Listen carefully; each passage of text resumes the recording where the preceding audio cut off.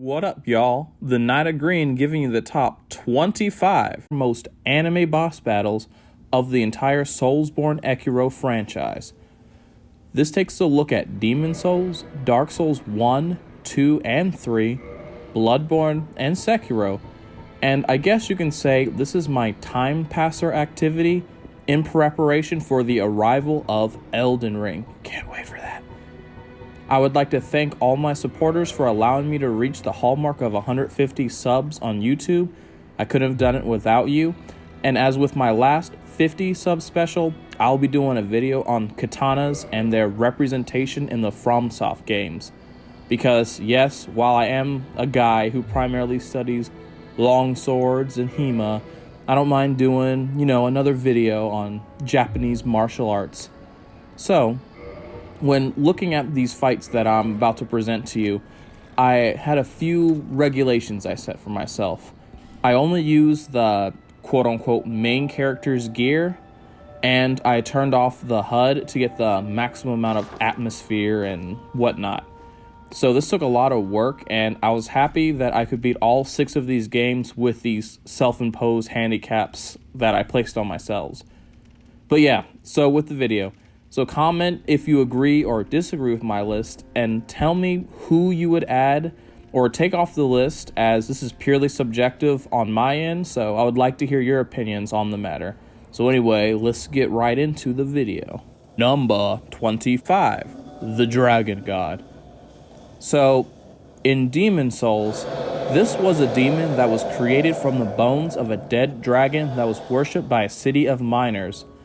So when you watch the intro of Demon Souls, you kind of get this kaiju-like vibe watching this enemy rise up from a little town that it's about to destroy. But unfortunately, it's lame in the game overall, and it's pretty low on this list because it's kind of just a puzzle fight versus, an actual really cool fight. But I mean, with the name of Dragon God, it kind of reminds me of the character Lukuwa from Kobayashi's Dragon Maid.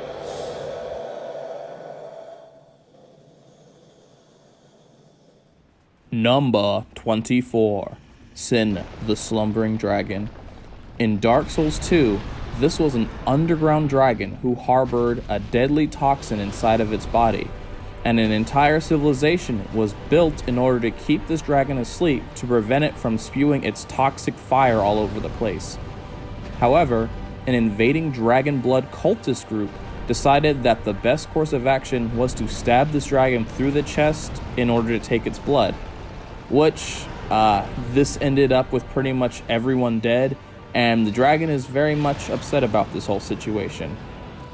So, if the previous entry is Lukuwa, then this dragon is kind of like the Toru from the same anime, as you can chop off this dragon's tail, and it kind of reminds me of the inedible poisonous tail that Toru has whenever she chops it off. But anyway, outside of that, people may say that there's toxic cult followings that are attracted to different anime. So, I mean, if you want to, make this meta, you can say this toxic dragon with a cultist chasing after it for its blood can be a cute little metaphor for that type of thing. Don't at me for that. But anyway, this is a cool fight, and it's one of my favorites in the entirety of Dark Souls 2, as I honestly don't really like the fights in this game, but yeah, don't dislike me for that. But I think one of my favorite parts of this fight is the fact that there's a lot of rubble that falls around, and it's just a pretty cool fight. Just a cool dragon poison toxic fight. So, and I love the theme song of this fight. So I mean, hey, I like it a lot. Number 23. Block Dragon KALAMEET. KALAMEET.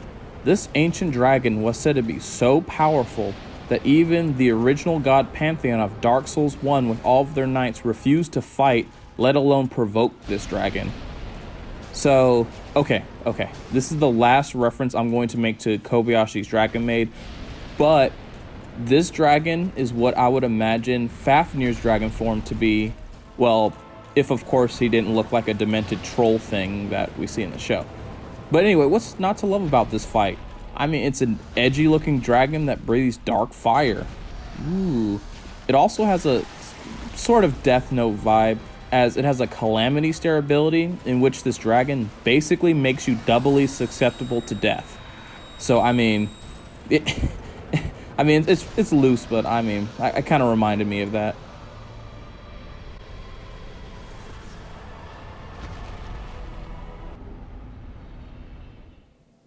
Number 22, the Penetrator. So the Penetrator, also known as Metis, Knight of the Lance, was from Demon Souls, and he was one of King Allant's most powerful warriors and was a part of an elite round table of accomplished warriors. Not much is known about his past life, but from what we know, his body was corrupted by the demon fog, and he was turned into this monstrosity. However, despite his soul and his body now being a soul-starved demon, he still has some dignity and pride as a knight, as he does not stand for cowards, and he brutally executes a fat minister as it runs away from the player character. So, you know, it's kind of cool because those guys are annoying, so, you know, it's not like this guy's going to start a trend of those epic bosses throwing bodies at you. GAEL, Artorias. But this boss, the reason why it's on this list is because it's a giant innuendo. I mean, his giant, long, pointy sword and the way he holds it and the way he favors his thrusting attacks. I mean, just his intro of him skewering someone and his name. It's kind of pretty obvious what this guy's deal is and what he's supposed to represent.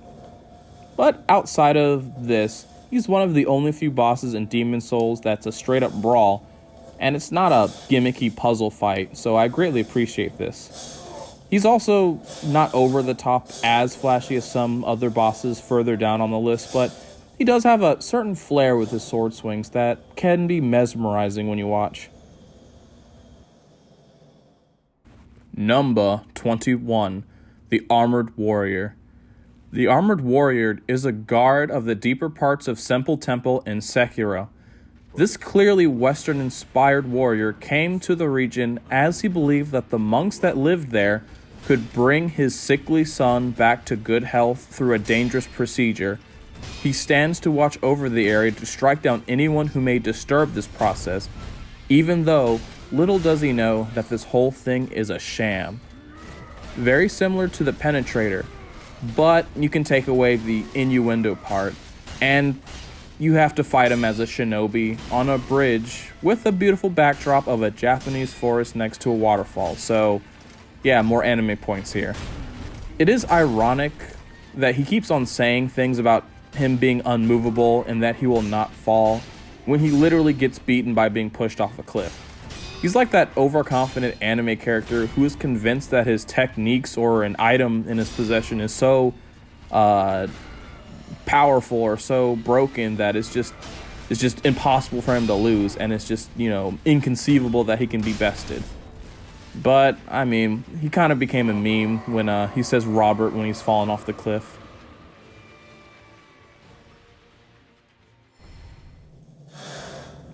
Number 20, the Flamelurker.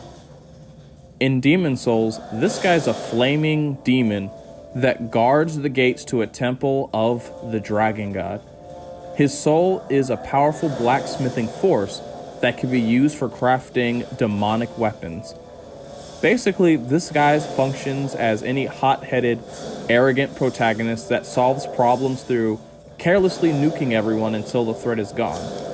See, what I like about this boss is while conventional wisdom in gaming says that a boss should only use their most powerful attacks and abilities sparingly in a fight, this guy flips this notion on its head, and he will almost always be setting the stage alight with fiery explosions from the palm of his hand.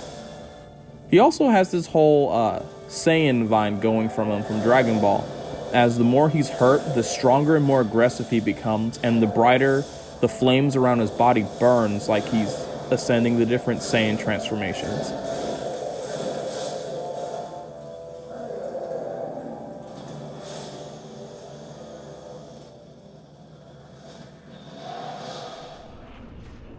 Number 19. The Fume Knight. In Dark Souls 2, the Fume Knight, also known as Rame, was a high-ranking knight under the leadership of Vendrick. He tried to warn his liege that his queen was an actual evil abyss spawn lady person, but Vendrick got mad at him and told another one of his high-ranking knights to go beat him up and banish him. After his banishment, the Fume Knight found another abyss spawn evil lady thing, and they became mutually beneficial partners. He stands in the way of anyone who wants to take the soul of his newfound friend. This guy is considered one of the hardest bosses of Dark Souls 2, and even though I really don't think he's all that bad once you get the hang of his roll timings, I mean, you know, I can see why some people can find him difficult. So first he starts out the fight by dual wielding a straight sword and, of course, an impractically oversized anime sword, which is all fine and dandy until he decides to go all Final Fantasy on you and break his limits through enchanting his impractically oversized anime sword with darkness and fire. Oh wow, that's so edgy. As a side note, according to the Scholar of the First Sin lore, he was once a wielder of the great sword of Artorias, which we'll see him further down the list, but you know, it's just kind of fascinating that this edgelord kind of wielded the weapon at some point of another edgelord. Number 18. Father Gascoigne. Gascoigne? I don't know. So, the father here is a deadly and imposing hunter of bloodborne who fights the beasts in the streets of Yharnam with, ironically, a beastly ferocity. In order to calm him down during the hunt, he brings a music box with him that plays a melody that reminds him of his wife and his daughters. Aww. However, on the night of this particular hunt, he forgot to take his music box with him, and he is growing increasingly more out of control, and unfortunately, he even unintentionally kills his wife, who went out to try to save him before he descended into beasthood. The fight with him is a thrilling struggle to survive. I love every bit of the back and forth between you and him. It reminds me of Father Anderson from the Hellsing series, in that you find a guy who supposedly seems pretty holy, but he will do anything he can to stop what he finds beastly and unholy, even to the point of becoming a beast himself and shedding his humanity. Kind of sad. Number 17. Ludwig the Accursed / the Holy Blade. In Bloodborne, Ludwig was once the famed leader of the Hunters of the Healing Church, tasked with hunting down ravenous beast-like monsters. This holy warrior possessed the Holy Moonlight Sword, a weapon that literally transcends space and time, and it appears in practically all the From Software games in some way, shape, or form. However, despite his prestige and might, he was overcome with the bloodlust of hunting beasts, and ironically became one of the most unsightly beasts imaginable. His soul is now trapped in the hunter's nightmare as he kills relentlessly and endlessly all those around him in a berserker-like state. His fight goes from being a wild, uncontrollable beast to a prideful knight who then wipes you out with some of the most stunning displays of the Moonlight Greatsword I have ever seen in a From Software game. While not strictly an anime, he reminds me of a Kamen Rider villain, and these guys can be complicated at times. So he reminds me of the archetype of a villain who was once an upstanding individual who then gets mutated or corrupted in some grotesque way by some force that either they started or they got involved in. And throughout this whole ordeal, they do what they believe is right, but it is a twisted version of what most people would consider to be moral. However, when these types of characters were close to death, they remember their humanity, and before they bite the dust, they go out in a blaze of glory, and they die not as a monster, but as the human being they once were, thus restoring their dignity in some way. Tragic, really. My true mentor, my guiding moonlight.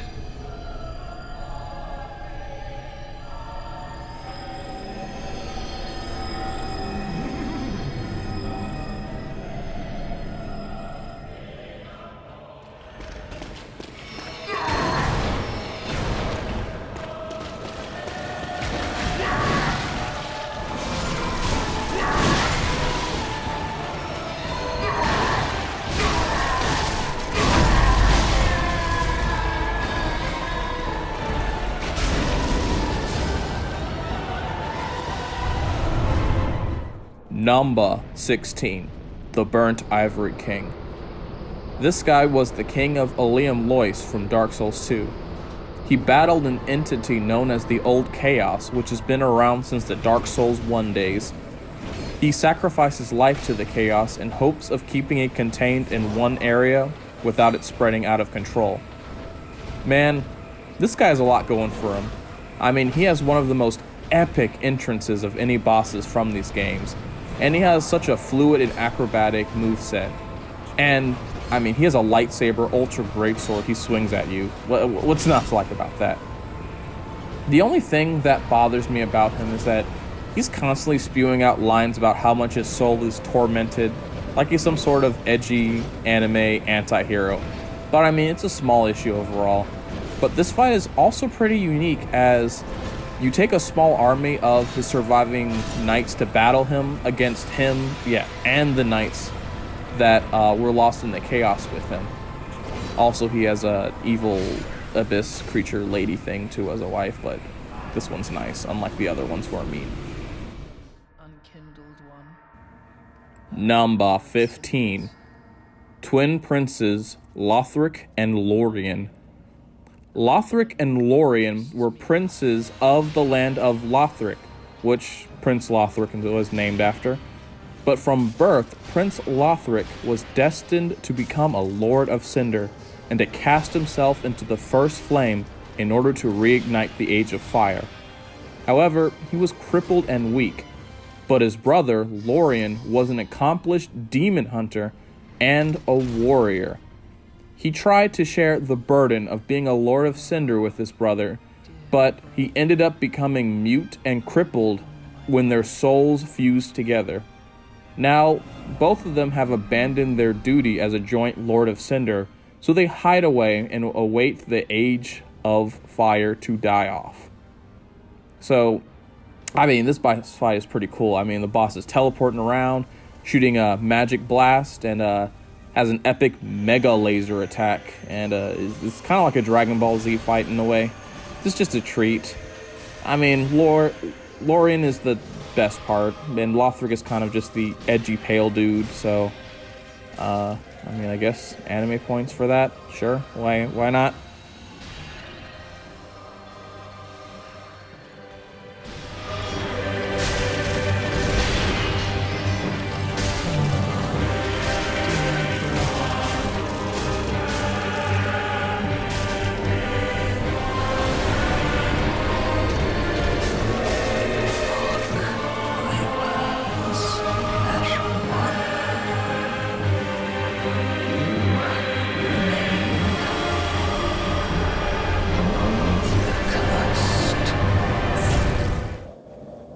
Number 14, Old King ALLANT.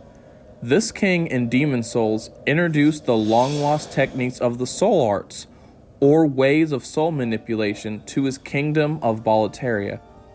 While initially the soul arts brought prosperity to the land, eventually an ancient demon called the Old One was awakened by this activity, and it started spreading a demon fog to kill and consume everybody's soul. ALLANT, at this point, realized the pointlessness and the futility of life and willingly became a servant of the Old One in order to aid the demon in its conquest to devour all souls of the world. In ALLANT's mind, this course of action was the optimal way of ending all the world's suffering, I guess. In the process of becoming a slave to the Old One, ALLANT's physical form was severely crippled, so an artificial version of the king, which the boss you see here was formed to sit on his throne to watch over the kingdom as it fell apart, I guess. This boss is basically a fusion of Sephiroth and a JoJo Bizarre Adventure character. I mean, have you seen the way this guy walks? Ooh, he struts around like he owns the place. Wait, he kind of technically does. But every one of his attacks is so flashy and awesome to look at. He even has the ability to soul suck you, which strips away your experience and level, so yeah, don't get hit by this move.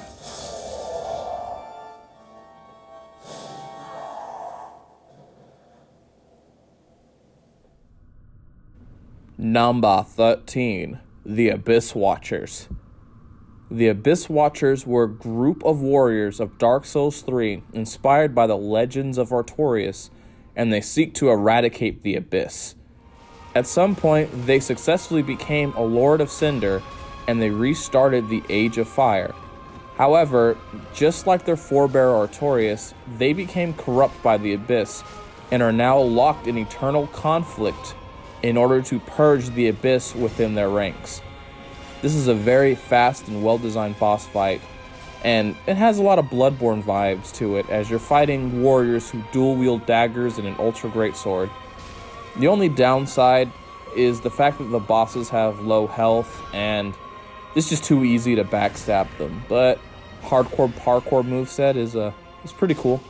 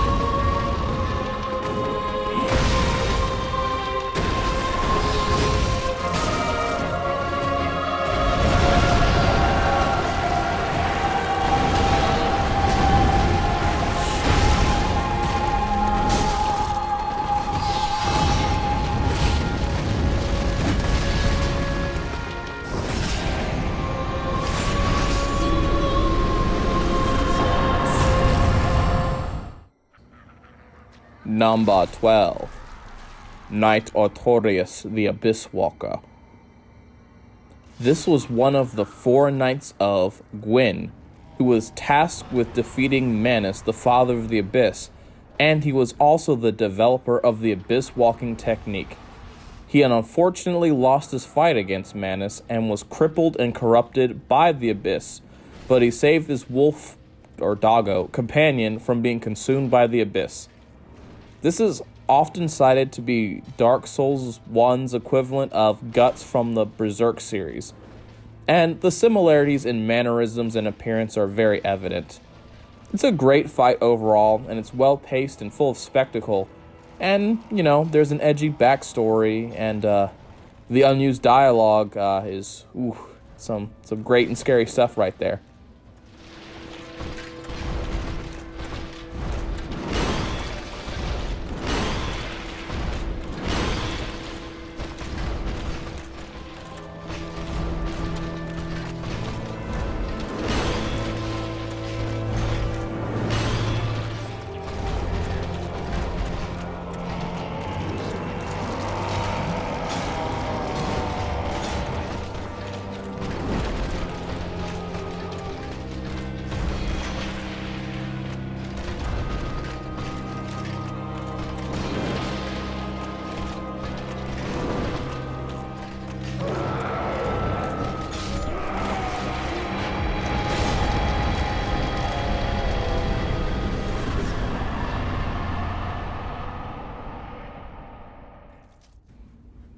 Number 11, Slave Knight GAEL.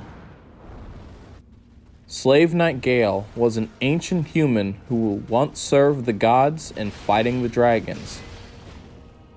However, after his long life in Dark Souls 3, he now seeks to complete the Dark Soul in order to have the painter girl create a new painted world to replace the existing dilapidated one. He literally goes to the end of Earth itself to accomplish this goal. He is comparable to Artorias in that he is inspired by Guts from the Berserk series, but he takes it to a whole other level with his crazy acrobatics, even crazier than Artorias's, and his rapid-fire machine gun crossbow.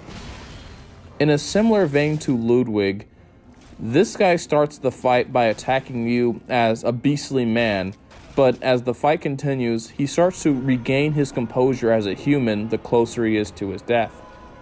Since he has a vast majority of the pieces of the Dark Soul, his power is legendary as you marvel what's happening around you as storms are striking the ground and his cape is turning into an entity that's trying to destroy you with darkness. It's just so much going on here. This is definitely a fitting end to Dark Souls 3. I mean, just conceptually think about it. It's just two nobodies that nobody cares about having an epic one final duel at the end of the world where no one is bearing witness to this battle. Ooh, it's just poetic.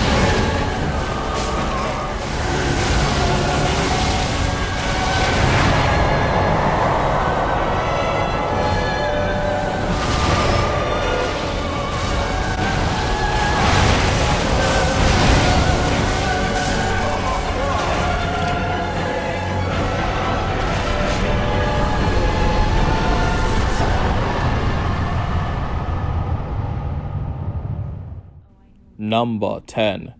Maria of the Astral Clocktower.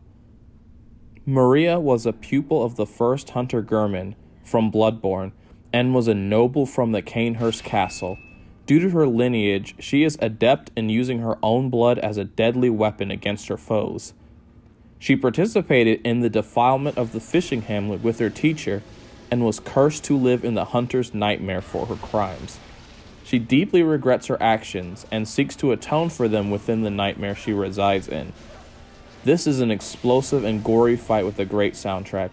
It's basically like fighting a vampire waifu that dual wields flaming blood swords. Yeah, that does sound kinda over the top when you describe it like this. She's not a very difficult fight, as you can parry her to death, but this is definitely a spectacle over difficulty fight. And as a bonus, you can also make the doll in the hunter's dream appreciative to you as you free Maria from her prison from within the nightmare.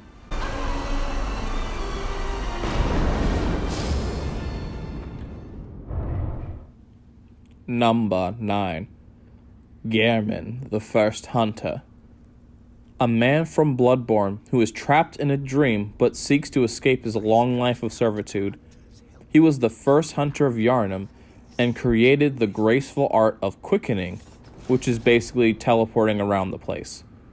His job is to offer freedom from the dream to hunters that have completed their task through a swift decapitation. This, in my opinion, is my favorite fight in all of Bloodborne, and I can't stress how good it is.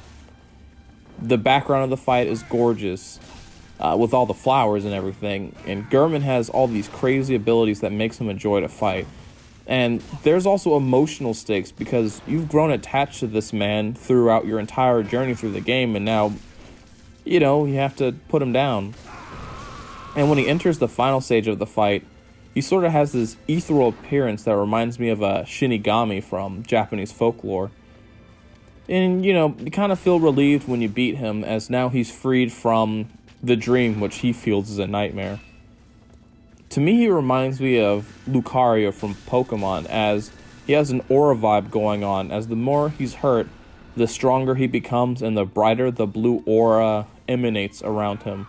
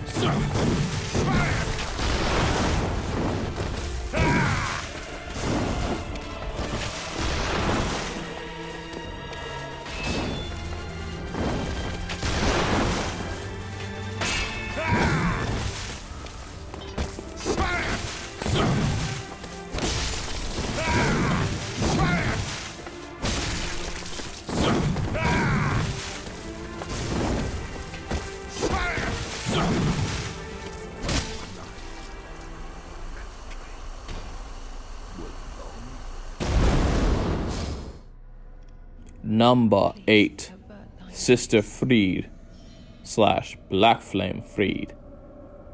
Friede once tried to become a Lord of Cinder through casting herself into the first flame, but she became an Ashen One just like the player character, because her soul wasn't strong enough to relight the Age of Fire. Now she spends her time in a painted world, preventing the fire from ever burning away the filth and the rot that builds up in the painting. She does this by making the painter of the world, Ariandel, flog himself to put out the flames with his blood. Sheesh, that's a lot to ask from a man. So with this fight, anyone who likes feet, nuns, and if they like, I don't know, decapitation or whatever, they'll definitely get a kick out of this boss fight. While she's not particularly my favorite boss fight, I'd have to put her over GERHMAN in this whole anime category, because, I mean, she's dual-wielding scythes, and GERHMAN only has one scythe, so, I mean, by virtue of having two scythes, it's just better than one. It's just so impractically awesome. I mean, shoot, oof. And she also has dark and ice powers, which she fuses so effortlessly into her combos and her awesome, awe-striking attacks. I mean, she's a little annoying, and you do have to beat her twice before getting to the best part of the fight. And even with that, I enjoyed it.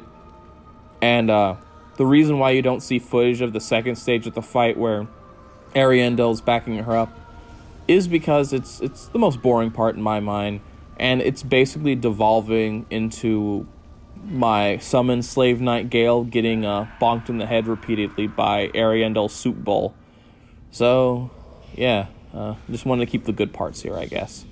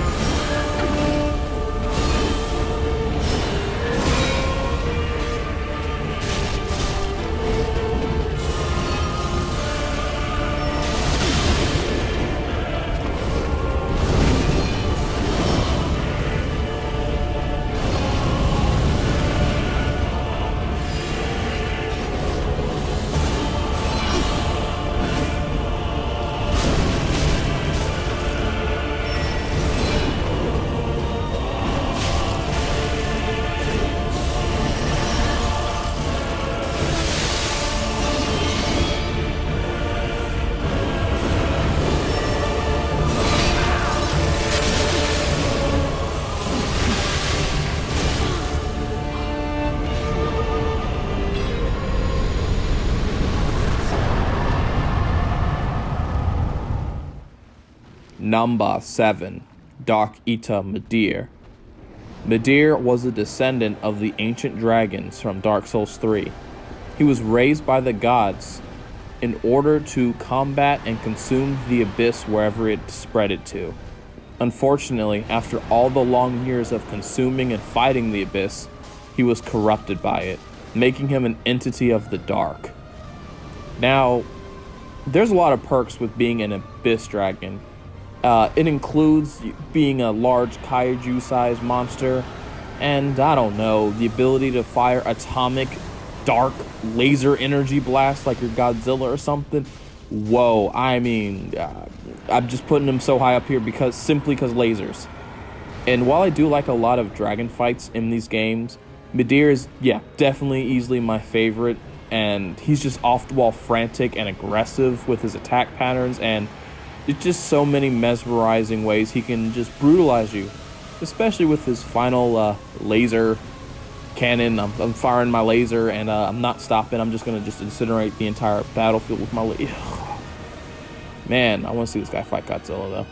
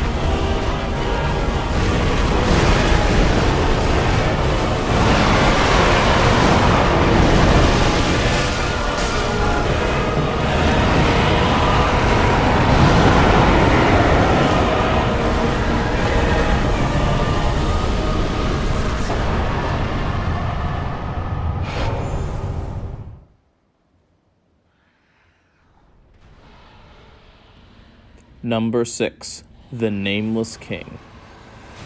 The Nameless King was the son of Lord Gwyn, and he appeared in Dark Souls 3. He was originally an outstanding dragon hunter and the heir to Gwyn's throne. However, he felt sympathetic towards the dragons and retired from killing them. But his daddy stripped him of all of his titles and removed him from the history book so no one would remember his name. Wow, that's some serious problems right there. He was conceptually introduced in Dark Souls 1, and we had to wait until the third game to actually meet him though.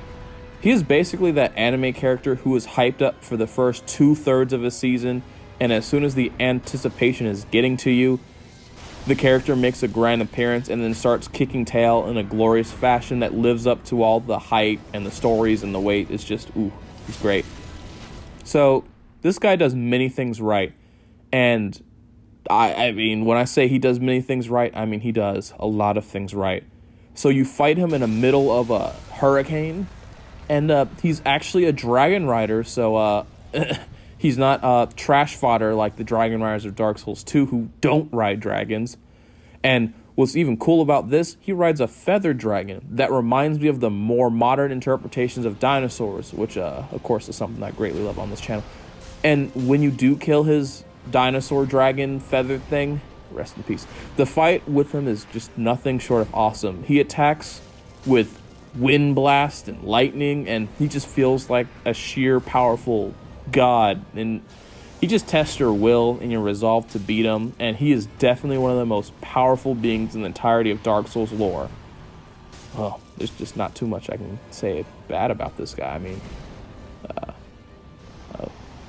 don't know, I don't know.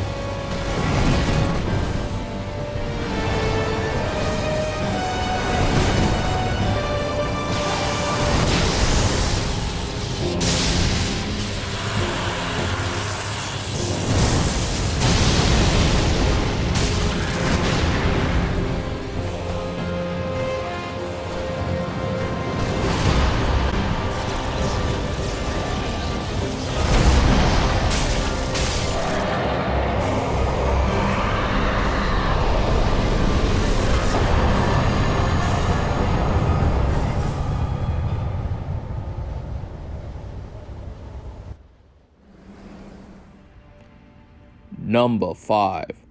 The Divine Dragon. This dragon came from the west before it drifted and settled in Japan in the game Sekiro. This dragon's presence is unfortunately causing a lot of problems, as all forms of unnatural immortality stem from it. And the problem with this is that people's minds are growing corrupt from the allure of this artificial longevity. While I think MIDIR and the Nameless King are the more enjoyable fights, the Divine Dragon definitely has the more anime appeal to it. Just imagine fighting the Pokemon Rayquaza or the Dragon Ball Shenron, and it's wielding a sword that hurls strong wind currents at you. And on top of that, you fight it with lightning, and to finish it, you slam a giant burst of lightning into its head. It's just so awesome and amazing. It just feels so anime. Where it just feels like that moment where the protagonist theme song starts to play, and then they just beat up the villain in just the most awesome but highly impractical way as possible. He also reminds me of Falcor from the Never-Ending Story, which I guess makes me a little sad when I hit him in the face with lightning. While this dragon is most likely not from the far west, as in Europe, from what I gathered, it seems to remind me of a Chinese or a Korean interpretation of a dragon, so it may have come from these areas. But I do kind of see it as an analogy of Western, or at least outside cultural influences have a negative effect on Japanese culture.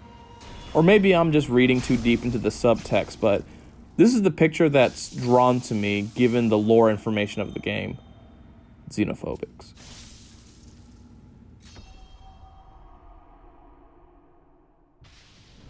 Number 4. Sir Alonne. Or Alone. I don't know. This man is a samurai from a distant land who helps the old Iron King rise to power in Dark Souls 2. But he then leaves mysteriously after the king was at the peak of his empire. I mean, realistically, this is the only real bona fide samurai boss fight in the Soulsborne games, except for Sekiro. This theme is top notch, and he is a joy to fight due to how cinematic the whole situation is. He has dark based attacks like the edgelord he is, and he can also commit seppuku if he's defeated flawlessly within a certain time. There's only 2 things I dislike about him. The first thing is the run to get to him, as it is an absolute nightmare. And the second thing I dislike is his "I'm gonna slide on my newly clean floor in socks" attack, as it has multiple different speeds and it can punish you hard for rolling too early or too late, depending on which variation of this attack he chooses. And it's caught me a couple of times, unfortunately, so I didn't flawless him on the attempt where I beat him. Shame. I want to see him stab himself in the chest.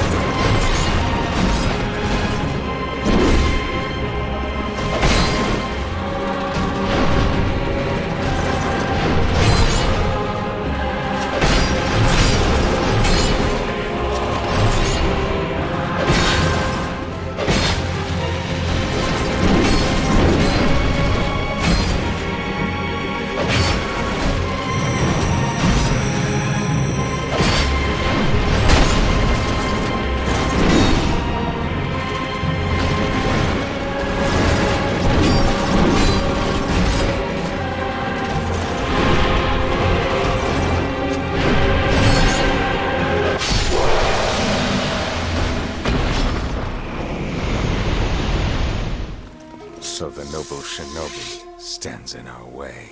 Number 3. Genichiro in all his forms. From Sekiro. Genichiro is the grandson of the Lord of Ashina, Isshin. Genichiro will do anything it takes to keep his land and people safe, even if it means using supernatural force. My feelings for this guy are a mixed bag.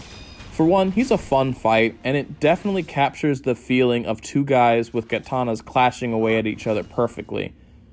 But, on the other hand, he's like the edgy anti-hero type of character who slowly loses his mind because he keeps getting bested by the player character.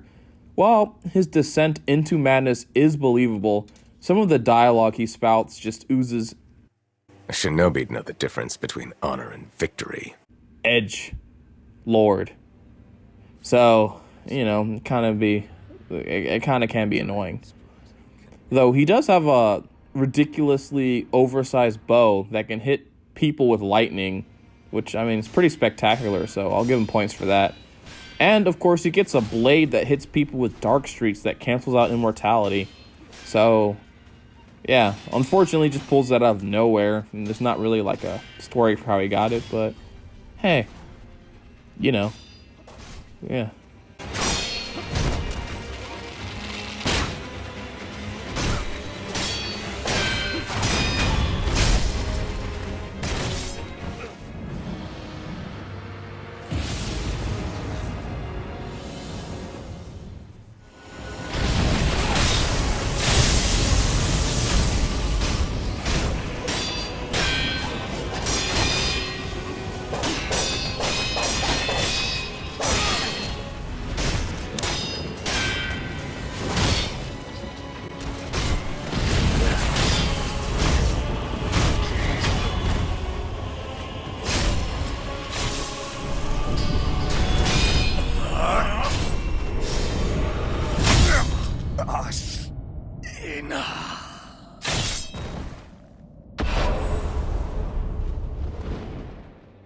I will shed humanity itself.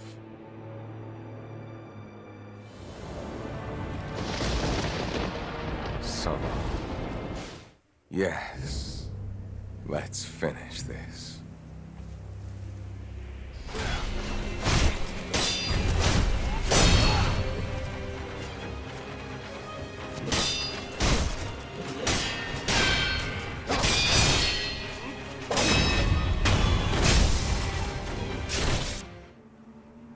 With this, Ashina's long night comes to an end.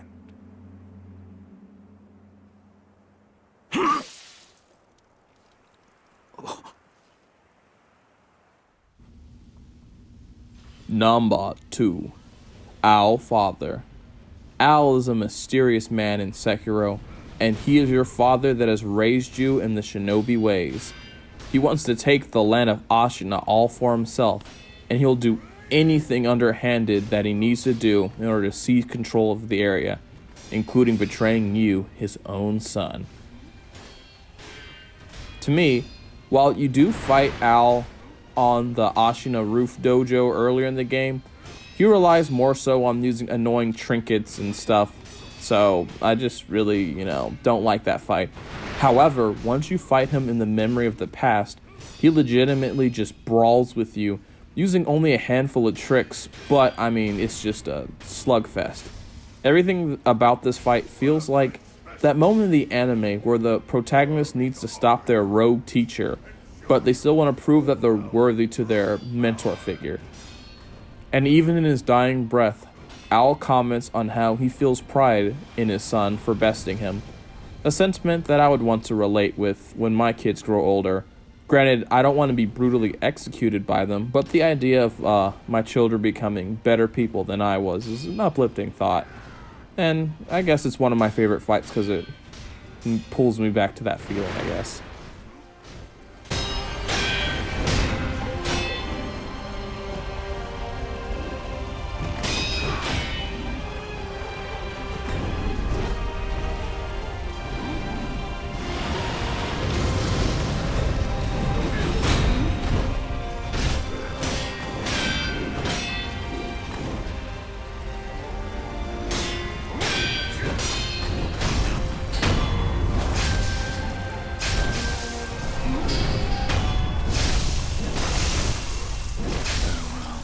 Defeated by my own son. The feeling is not entirely unpleasant.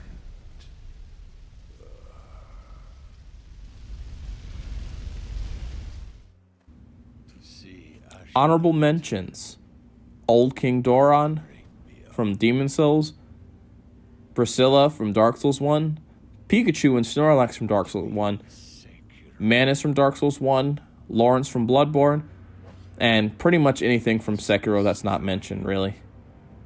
So anyway, number 1, Sword Sate Isshin. So for the people who play For Honor out there, you guys should know what a Sword Saint is. That term's called a Kensei, and boy does Isshin fit that title well. So in Sekiro, he's the Lord of Ashina, and he's been in a tug of war against the central government forces over the ownership of the land for many years. Despite his advanced age, he proves to be a almost undefeatable warrior, to the point where his enemies had to wait until he keeled over and died before they launched their full-scale invasion. Man, talk about... Man, oof, this guy's scary. However, his grandson Genichiro drags him out of the afterlife just to have one final showdown with you.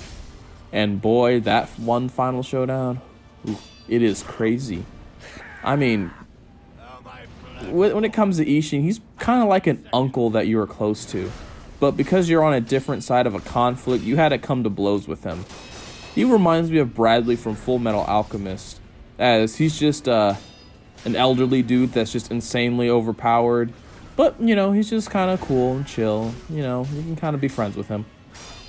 But, I mean, outside of that, he can also wind scar you to death, as if he's Inuyasha, just going using his Tetsaiga on you. But, oh man, every aspect about this guy just screams anime, to the point where, I don't know, he just pulls out a spear off the ground and then dual wields a katana and a spear, and he has a Glock that just shoots you to death, and he just has lightning, and he's just cool, and it's all the samurai cool stuff. He does all the stuff you can do except cooler, and just he's a field of flowers, and it's just raining and fire. Oh my goodness, it's just so much. I'm just gonna let the fight play out, because I can't describe all that's going on. My mind is overloaded with all this anime stuff going on with this fight. So yeah, that's why it's number one. But anyway, yeah, as I said before, tell me what you guys think about this list. How would you improve it? How would you change it up? But remember to like, I already said comment, subscribe, turn on notifications, and yeah, I'll bring out future content in the meantime. Take care, y'all.